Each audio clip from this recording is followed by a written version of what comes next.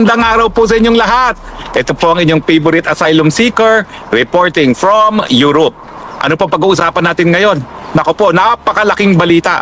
Kung nagtataka kayo kung bakit biglang nawalan tayo ng 128 toneladang ginto sa ating national reserves, ito po siguro ang eksplanasyon. Bumuo po ng isang special investigation team ang Hong Kong Anti-Money Laundering Office para imbestigahan ang di umano ay money laundering activities ng mga Marcos. Opo, ang pamilya ng Junior na ayaw hair follicle test dahil maraming nagdududa na siya ay bangag.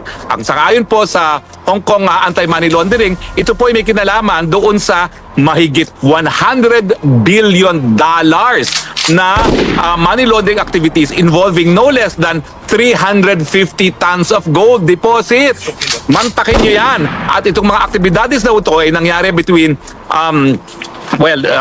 yung mga panahon na talunan ang Marcos Jr. pero I'm sure pinakikinabangan hanggang ngayon dahil nga hindi natin naintindihan kung ano nangyari dun sa 128 billion na biglang nawala sa Central Bank Reserves. Now, nagkaroon pala ng isang Taiwanese na whistleblower at ito po ay headline sa Taiwan. Mantakin nyo yan. Bida na naman ang Marcos family dahil headline po sa Taiwan nung nasimulan ang money laundering investigation laban kay Marcos Jr. Ngayon, maiiwasan ba niyang investigasyon dahil siya ay isang pinuno ng bayan? Hindi po, kasi maski sa Pilipinas, meron siyang immunity sa prosecution pero hindi po yan immunity sa investigasyon. Kaya nga po nananawagan ako na kung ang mga dayuhan gaya ng Hong Kong at Taiwan ay nag-iimbesta sa money laundering, bakit hindi sa Pilipinas? Kinakailangan po ang ombudsman mag-imbestiga na rin dahil napakalaking halaga po ito. Hindi po pwedeng kinita yan sa sweldo ng isang presidente ng kanyang ama o kaya naman sa sweldo niya bilang gobernador o congressman. Yan po ay tanging nakaw na yaman. Kung meron po talagang 100 billion at 350 tons na gold, dapat po yan mapunta sa mga Pilipino sa libreng gamot at libreng paggamot, sa libreng edukasyon, sa libreng irigasyon. Hindi po yan dapat pakinabangan ng mga bangag. Nakakahiya kayo mga bangag. International na naman ang inyong publicity. Money laundering, corruption, $100 billion. Mga magnanakaw, mga switik, mga kleptocrats. Ewan ko nga ba bakit hindi pa kayo pinaparusahan ng Panginoon. Pinakamataas ang pagkagutom mula nung COVID. 52% ng ating mga mamamayan gutom, and yet 100 billion ang inyong ninakaw. Magkano kabubuang ninakaw nyo mga magnanakaw na mga Marcoses? Kasama ka na dyan, Marcos Jr. Mahiya ka, kakapal na mga mukha ninyo. Pero kayo po ay talagang nakakahiya. Yan po ay headline sa Taiwan at headline ngayon sa Hong Kong. O Facebook, fact checkers, Vera Files, o sasabihin nyo, fake news ba ito? Headline nito ng Taiwan newspaper at talaga namang inanunsyo na ng Hong Kong government ang pagbubuo ng investigasyon ng anti-money laundering investigation laban sa pamilya Marcos. O mga dilawan, patuloy pa ba kayong makipag-alyansa dyan sa mga magnanakaw na yan?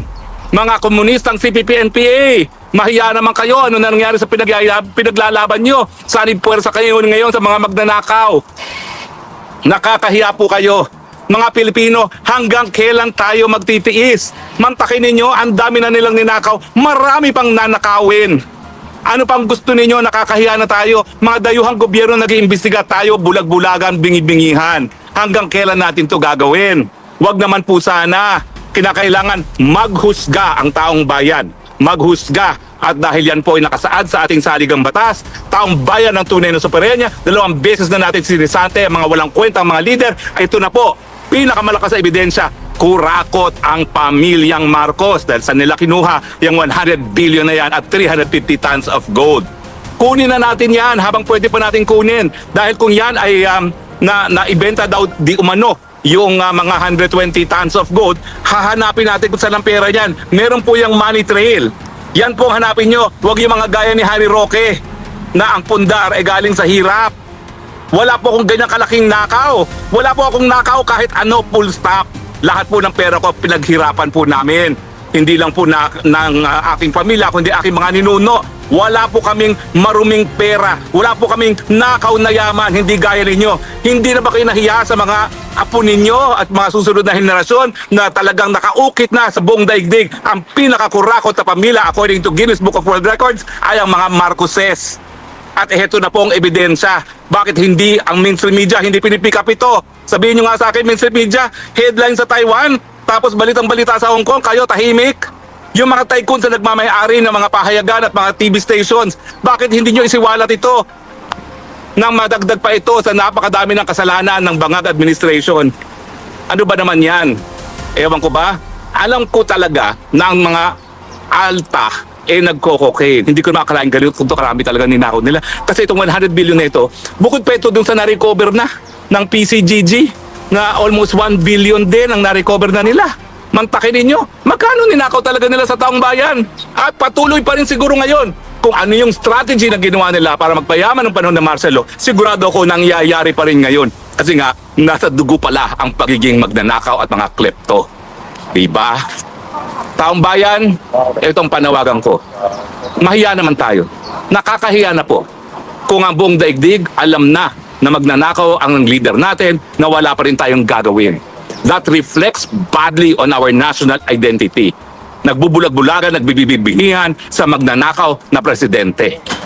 Maghusga po tayo, hindi po to krimen, hindi po to incitement to sedition. Ang people power po, nakasaad yan sa saligang batas. Gamitin natin ang kapangyarihan natin. Ibalik natin ang mga ninakaw na yaman sa kaban ng taong bayan. Saan ba manggagaling yan? Hindi po pwedeng nanggaling yan sa Yamashita gaya ng sinasabit niya dahil wala naman basehan yan. Hindi naman sila nanalo ng loto. Yan po ay galing sa pawis, lalong-lalo na ng mga OFWs dahil ang mga kumikita naman talaga sa Pilipinas ay mga OFWs.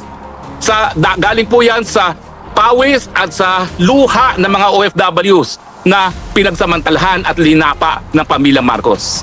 Hindi po libelous ito. Demanda nyo ako.